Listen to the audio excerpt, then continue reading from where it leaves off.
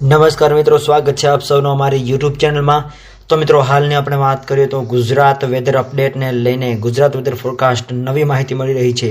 આગામી 24 કલાક દરમિયાન અનેક જિલ્લાઓની અંદર ભારે વરસાદ તો ગાજવીજ સાથે વરસાદની ચેતવણી તેમજ આ વિસ્તારોની અંદર રેઇન એલર્ટ, કચ્છ, સૌરાષ્ટ્ર અને ગુજરાતના અલગ અલગ જિલ્લાઓ એલર્ટ જાહેર। તો મિત્રો, વિડીયો ગમે તો વિડીયોને લાઇક કરો, શેર કરો, કમેન્ટ કરો અને ચેનલમાં નવા હોય તો ચેનલને સબસ્ક્રાઇબ પણ જરૂરથી કરજો।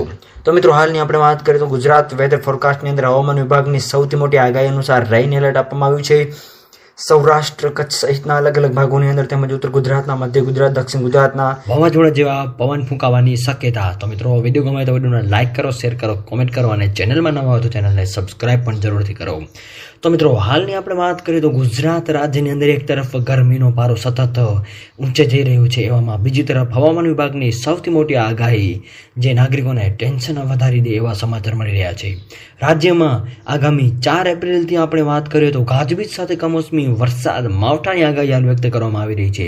તેમજ બીજી બાજુ મિત્રો આપણે વાત કરીએ તો હાલમાં એક સાથે 3 વેધર સિસ્ટમો એટલે કે સાયક્લોનિક સર્ક્યુલેશન સિસ્ટમ, વેસ્ટર્ન ડિસ્ટર્બન્સની સિસ્ટમ તેમજ વરસાદી ટ્રફની સિસ્ટમ સક્રિય થવાને કારણે રાજ્યના વાતાવરણમાં અચાનક પલટો આવી જશે અને 30 થી 40 કિલોમીટર પ્રતિ કલાકની ઝડપે પવનો પણ ફૂંકાવાની હાલ શક્યતા વ્યક્ત કરવામાં આવી રહી છે।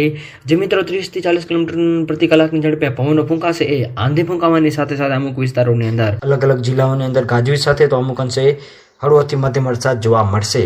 આ સાથે સાથે આગામી 24 કલાકની જો મિત્રો આપણે વાત કરીએ તો રાજ્યના અલગ જિલ્લાઓની અંદર છૂટોછવાયા સ્થળોએ ગાજવીજ સાથે તો મધ્યમથી હળવો વરસાદ જોવા મળી શકશે। ખાસ કરીને મિત્રો આપણે વાત કરીએ તો હવામાન વિભાગની સૌથી મોટી આગાહી અનુસાર સિસ્ટમો બનવાની શક્યતાઓ હાલ વ્યક્ત કરવામાં આવી રહી છે। મિત્રો, જેની સમગ્ર નવી અપડેટ જેમ આવતો જશે એમાં અમે તમને જણાવતા રહીશું। તો મિત્રો, ત્યાં સુધી જોડાઈ રહો અમારી ચેનલ સાથે। ચેનલને સબસ્ક્રાઇબ ન કરી હોય તો સબસ્ક્રાઇબ કરી લેજો અને મિત્રો, વાવાઝોડું અને વરસાદને લઈને તમામ નવી અપડેટ જાણવા માટે અમારી ચેનલને સબસ્ક્રાઇબ કરજો। તો મિત્રો, આપ સૌનો ખૂબ ખૂબ આભાર।